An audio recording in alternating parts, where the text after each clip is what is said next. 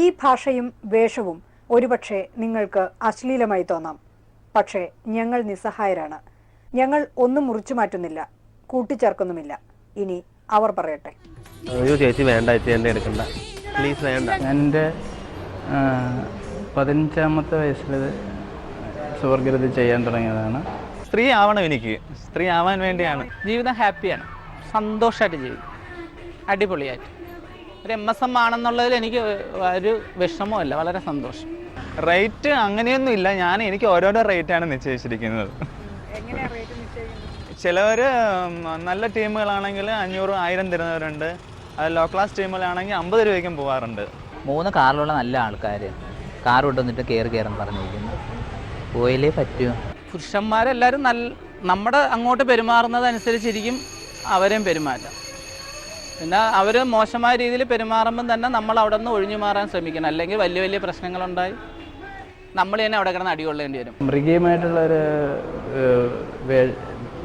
ബലാത്സംഗ രീതിയിലായിരുന്നു ആദ്യം ഒരാൾ ചെയ്ത്. അപ്പം രണ്ടാമത് അപ്പോൾ ഞാൻ പൈസയ്ക്ക് വേണ്ടിയാണ് കൂടുതലായിട്ടും പോകുന്നത്. അപ്പോൾ പൈസ ആവശ്യപ്പെട്ടപ്പോൾ പറഞ്ഞ് ഞങ്ങളെ മറ്റുള്ള 3 പേരും കൂടെ എൻജോയ് ആക്കിയാൽ പൈസ തരാമെന്ന് പറഞ്ഞു.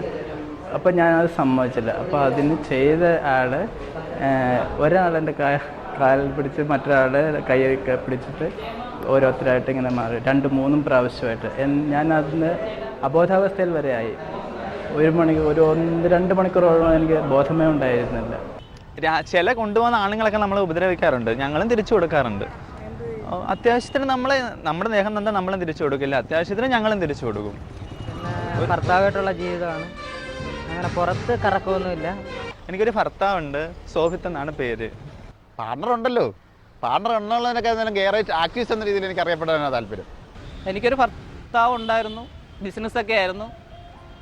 പിന്നെ സാമ്പത്തികമായിട്ട് കുറച്ച് ഇതായി, പുള്ളി കല്യാണമൊക്കെ കഴിച്ച് കുടുംബമായിട്ട് ആയപ്പോഴത്തേക്ക് പിന്നെ നമ്മളങ്ങ് 100 പേരിപ്പം വന്ന് എന്നെ വിളിച്ച് നമുക്ക് പോവാം, നമുക്ക് 6 ചെയ്യാം, അല്ലെങ്കിൽ 12 മണിക്കല്ലേ ട്രെയിനിൽ പോകുന്നത്, 12 മണിക്ക് പോയി 6 ചെയ്യാം. അപ്പോൾ എൻ്റെ മനസ്സിൽ വരുന്നത് എന്താ, ദൈവമേ ഞാൻ എന്തിനാ അവനെ വഞ്ചിക്കുന്നത്?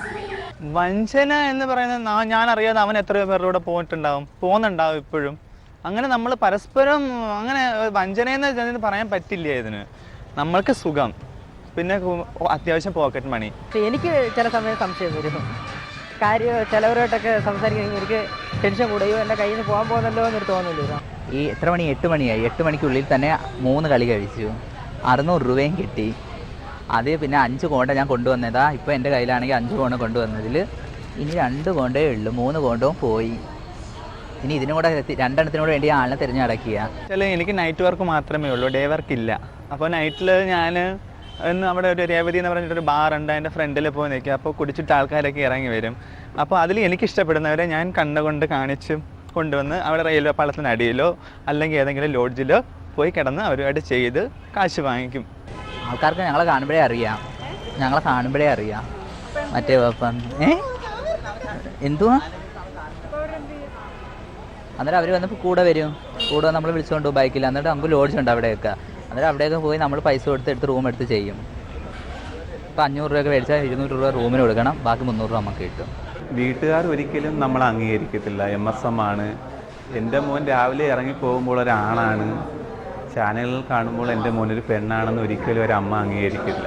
വീട്ടിലറിഞ്ഞാൽ നമുക്ക് ആത്മഹത്യ ചെയ്യേണ്ട ഒരു അവസ്ഥ വരെ എത്തും. വീട്ടുകാരൊരിക്കലും ഇത് അംഗീകരിക്കില്ല. വീട്ടുകാർ വിചാരിക്കുന്ന ഒരു ആൺകുട്ടിയെ വീട്ടിൽ നിന്ന് ഇറങ്ങിപ്പോകുന്ന എല്ലാവരും ഒരു മോനായിട്ട് തന്നെ നമ്മൾ കാണുന്ന എല്ലാ ആൾക്കാരും. പക്ഷേ അവർക്ക് ഇങ്ങനെ സ്ത്രീകളായിട്ടൊരു പെണ്ണായിട്ട് ചെല്ലുമ്പോഴത്തേക്ക് അവർക്കത് അംഗീകരിച്ച് തരാൻ പറ്റത്തില്ല. പോസ്റ്റ് സ്റ്റേഷൻ റിസൾട്ട് വരുന്നതിന് മുമ്പ് എനിക്ക് ജോലി കിട്ടി വരുന്നതാണെങ്കിൽ കുറച്ച് എഡ്യൂക്കേറ്റഡ് ആൾക്കാരുടെയൊക്കെ ഒരു ഓഫീസിലേക്ക് വരുമ്പോഴത്തേക്ക് അവർക്ക് പെട്ടെന്നാണെങ്കിൽ നമ്മുടെ ഐഡൻറ്റിറ്റി മനസ്സിലാകും. അപ്പോൾ അവിടെ തൊട്ടാണ് ഈ പ്രശ്നങ്ങൾ ഇത്രയധികം വലിയ പ്രശ്നങ്ങൾ ഇങ്ങനെ കമ്മ്യൂണിറ്റി അഭിമുഖീകരിക്കാൻ ഉണ്ട് എന്ന് ഞാൻ മനസ്സിലാക്കുന്നത് അവിടെ വന്നതിന് ശേഷം. ലെസ്ബിയൻസിന് നമ്മുടെ നാടിനെ സംബന്ധിച്ച് കേരളത്തിൽ ഇപ്പം നിൽക്കാൻ പറ്റുന്നില്ല എന്നുള്ളത് ഒരു കാര്യം. പക്ഷേ എങ്കിൽ പോലും കുറച്ച് ആണത്തുള്ള പെണ്ണുങ്ങളെ സമൂഹം കാണുന്ന അവൾ തൻ്റെടിയാണ്, അവളുടെ കാര്യം നോക്കാൻ കഴിവുള്ളവളാണ്, എവിടെ പോയാലും ജീവിക്കും, ഈ രീതിയിലായിരിക്കും. നേരെ മറിച്ച് ഇത്തിരി പെണ്ണത്തമുള്ള ഒരു ആണിനെ ഈ വാക്കുകൊണ്ടല്ല അവർ പറയുന്നതും പ്രവർത്തിക്കുന്നത്. തിരിച്ച് അവനോ അത് വെറും പെണ്ണനാണ്, അവനെ എന്തിനു കൊള്ളാം, അങ്ങനെ നടക്കുന്നു, ആടി നടക്കുന്നു, പാടി നടക്കുന്നു. വളരെ നിഷ്കളങ്കരായ ജോലിക്ക് സാധാരണ ജീവിതം നയിക്കുന്ന ആൾക്കാരും അവരെ ജെൻഡർ ഐഡൻറ്റിറ്റി എന്നാണെന്ന് പറഞ്ഞാൽ അവനെ കുഴപ്പക്കാരനാണെന്ന് തീരുമാനിക്കപ്പെടുക. അപ്പോൾ പുറത്ത് പോയി നിൽക്കുമ്പോൾ സന്ധ്യ കഴിഞ്ഞാൽ എന്താ ജെൻഡർ ഐഡൻറ്റിറ്റി ഒരു തേർഡ് ജെൻഡറിലായിട്ടുള്ള ആൾക്കാർ കേരളത്തിൽ ഇറങ്ങാനൊക്കെ ഒന്നുമില്ല. ഒരുപാട് വിഷമമൊക്കെ തോന്നിയിട്ടുണ്ട്, ആത്മഹത്യ ചെയ്യാൻ തോന്നിയിട്ടുണ്ട്. പിന്നെ അതൊക്കെ പുറത്തിറങ്ങി എൻ്റെ കൂട്ടുകാരുമായിട്ടൊക്കെ സഹകരിച്ചപ്പോഴത്തേക്ക് എനിക്ക് അതൊന്നും അല്ല ജീവിതം എന്ന് മനസ്സിലായി. ചില ആൾക്കാർ നമ്മൾ രാത്രി പോകുന്നു, രാത്രി പോയി നമ്മൾ അവരുമായിട്ട് സെക്സിൽ ഏർപ്പെടുന്നു. അതിനുശേഷം നമ്മൾ ചെയ്തതിന് ശേഷം നമ്മൾ പകൽ റോട്ടിൽ കൂടെ നടക്കുമ്പോൾ കളിയാക്കുന്നവരുണ്ട്. ദളിതരെ ആക്രമിക്കുന്നതെന്ന് പറഞ്ഞാണെങ്കിൽ വളരെയധികം പ്രശ്നങ്ങളുണ്ടാകും. ദളിതുകളെ അങ്ങ് പ്രൊട്ടക്ട് ചെയ്യാൻ വേണ്ടി വളരെ ഹ്യൂമൻ റൈറ്റ്സ് ആൾക്കാരുണ്ടാകും. ഈ ദളിതുകളെന്ന് പറയുന്ന ആൾക്കാർക്കാണെങ്കിൽ സ്വന്തം വീട്ടിലെ സഹോദരങ്ങളാണെങ്കിൽ വീട്ടിൽ നിന്ന് ഇറക്കി വിടില്ല, സുഹൃത്തുക്കളെ കണ്ടാലും കല്ലെറിയത്തില്ല, പരസ്പരമായി കളിയാക്കുന്നില്ല, ഒരു രംഗത്തുനിന്ന് മാറ്റി നിൽക്കുന്നത്. പക്ഷേ അവർ ദളിതാണ്.